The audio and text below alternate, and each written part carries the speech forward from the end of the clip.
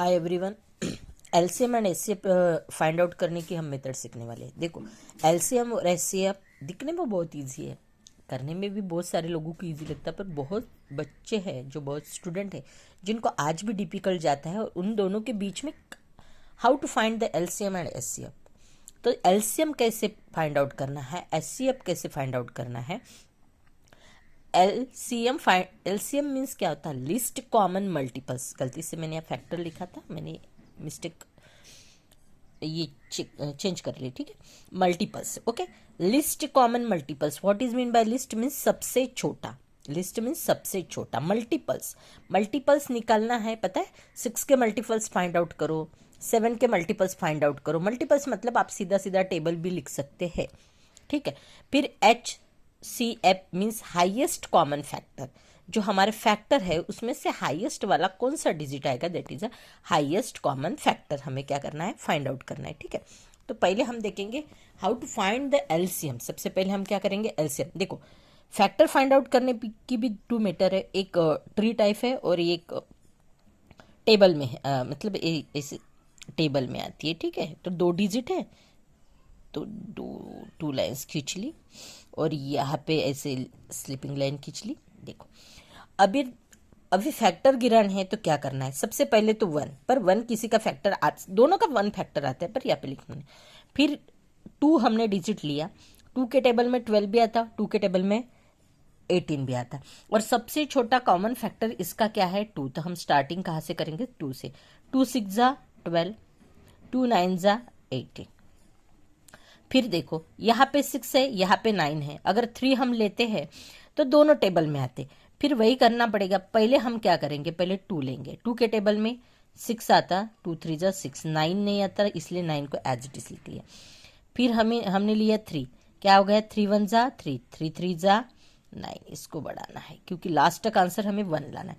फिर से हम 3 लेंगे, यहाँ पे 1 आ गया तो उसको 1 ही लिखेंगे। 3 1 जा 3 आ गया हमारा आंसर, लास्ट में 1 आ गया, ओके। आ गया। तो यहाँ पे जो बाकी चीज़ों से हमें कुछ लेना देना नहीं, ये जो है इससे हमें करना। क्या आ गया अपना? 2 multiply 2 multiply 3 multiply 3। Multiples, list common multiples हमें फाइंड आउट करने हैं। 2 2 जा 4, 3 3 जा 9 और 4 9 जा 36। तो हमारा एलसीएम कितना आ गया? 36, ओके। अभी देखो, लिस्ट कॉमन मल्टीपल्स अगर हमें फाइंड आउट करने, तो देखो मल्टीपल्स का फाइंड आउट करने तो उसकी भी अलग एक मेथड है।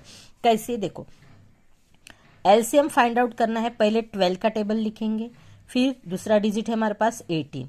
12 1 जा 12, 12 2 जा 24, 12 3 जा 36, 12 4 जा 48, 12 5 जा 60, 12 6 जा 72। यहाँ तक ही लिख लेते। देन आफ्टर दैट 18 1 जा 18, 18 2 जा 36, 18 3 जा 54, 18 4 जा 72, 18 5 जा 90 और 18 6 जा 108, ओके। क्वेश्चन क्या है हमारा? List common multiples. देखो, 12 के टेबल में जो कॉमन मल्टीपल्स आने चाहिए, मल्टीपल जब भी आपको पूछते, जिस डिजिट का मल्टीपल्स पूछते सीधा टेबल लिख लेना।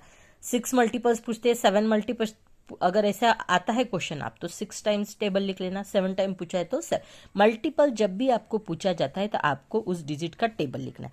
पर हमें क्या फाइंड आउट करना है? List common multiple. कॉमन चीज मीन्स दोनों में वो सेम होनी चाहिए। दोनों में क्या होनी चाहिए? सेम होनी चाहिए। देखो, यहाँ पे 12 और 18 में 24 यहाँ पे है बट यहाँ पे नहीं, 36 यहाँ पे है और यहाँ पे भी 36 है। पहला कॉमन मल्टीपल्स हमें मिल गया, क्या है? 36, और ये सबसे छोटा है। फिर इसके बाद में कॉमन मल्टीपल 72 आता है। क्यों? कौन सा आता है? 72। पर 72 से छोटा क्या आया? 36 है, इसलिए हमारा आंसर भी क्या निकला? 36। हमारा आंसर भी एलसीएम क्या निकला है? 36। याद रखना, जब भी हमें एलसीएम फाइंड आउट करना है, एक तो आप इस तरीके से फाइंड आउट कर सकते, पर ये मेथड लीगली नहीं, सिर्फ मैंने आपको समझाने के लिए बताइए। इस टाइप से आपको एलसीएम फाइंड आउट करने हैं। समझ में आया? फिर यही सम हम एचसीएफ सॉल्व करेंगे। क्या करेंगे? HCF, okay. फिर यहाँ पे 12, देन यहाँ पे 80, ओके, यहाँ पे 2, फिर वही 6, फिर 9, फिर यहाँ पे क्या करेंगे, बट अभी HCF फाइंड आउट करना है। HCF फाइंड आउट करते वक्त एक चीज़ थोड़ी सी ध्यान में रखनी है, जब भी हम HCF के फैक्टर निकालेंगे तो वो फैक्टर निकालते वक्त एक बात याद रखनी है, ये जो डिजिट यहाँ पे आते हैं वो कॉमनली यहाँ पे जो डिजिट आएगा उसके टेबल में आने पर, देखो मैंने यहाँ पे क्या किया था, मैंने यहाँ पे किया था कि 2 अकेला 6 के 2 के टेबल में अकेला 6 आया था, 9 नहीं आया था, लिख लिया। पर यहाँ पे HCF में वैसा नहीं करना है, यहाँ पे 2 नहीं लेंगे, यहाँ पे हम सीधा कितना लेंगे 3। 3 के टेबल में 6 आता, 3 के टेबल में 9 आता, कितना आता 3 2 जा 6, 3 3 जा 9। अभी यहाँ पे आ गया 2, यहाँ पे आ गया 3, ऐसा कौन सा भी टेबल नहीं है जिसके टेबल में 2 और 3 दोनों साथ में आते, तो ये यहाँ पे इनका काम हो गया खत्म। तो HCF इज इक्वल 2 × 3, तो हमारा HCF कितना आ गया 6 आ गया। ओके, HCF कितना आ गया हमारा 6।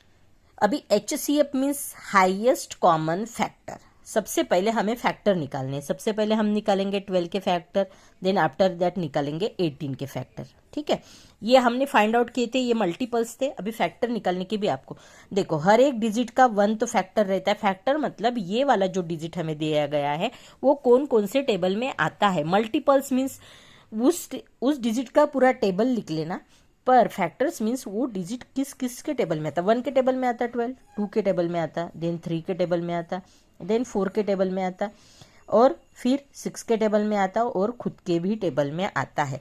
तो 12 के फैक्टर क्या हो गए 1 2 3 4 6 एंड 12। 18 के गिरेंगे, 1 2 कॉमन आ जाएगा, 3, फिर उसके बाद क्या आ जाएगा, 4 के टेबल में नहीं आता, 5 के टेबल में नहीं आता, 6 के टेबल में आता, 9 के टेबल में आता, और 18 के टेबल में आता है। ठीक है, तो यहाँ पे 1 1 कॉमन है, 2 2 कॉमन है, 3 3 कॉमन है, 4 नहीं है, 6 कॉमन है। पर पूछा क्या गया, हाईएस्ट कॉमन फैक्टर। इतने फैक्टर गिरे थे, उसमें से हाईएस्ट फैक्टर हमारा क्या है 6। हाईएस्ट फैक्टर हमारा क्या है 6। मतलब देखो 12 के टेबल में 12 आता है, 18 के टेबल में 12 नहीं आता, नहीं, तो इसलिए 12 एंड 18 दोनों का मिलके हाईएस्ट कॉमन फैक्टर क्या था 6। हाईएस्ट कॉमन फैक्टर क्या था। तो इस तरीके से हम इसको फाइंड आउट कर सकते हैं। ये आपको कैसा लगा मुझे कमेंट करके बताना।